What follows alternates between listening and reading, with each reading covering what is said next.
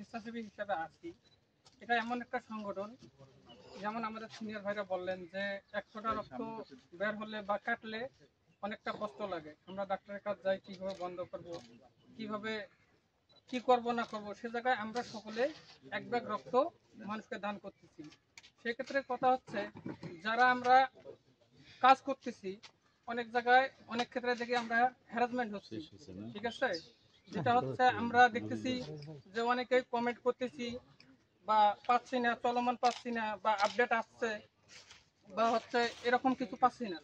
অনেকেই মনে করেন ব্লাড ম্যানেজ হওয়ার পরেও ওই পোস্ট ধরে আছে, কোনো কিছু বলতেছে না। এই বিষয় নিয়ে আমরা যদি কল করি, সেই ক্ষেত্রে দেখা যাচ্ছে বলতেছে ভাই ডোনার ম্যানেজ হয়ে গেছে, অথচ আমিও একটা ডোনার ম্যানেজ করে ধরে আছি ওনার জন্য। যে আপডেট দিয়েছে তার কোনো রেসপন্স পাচ্ছি না।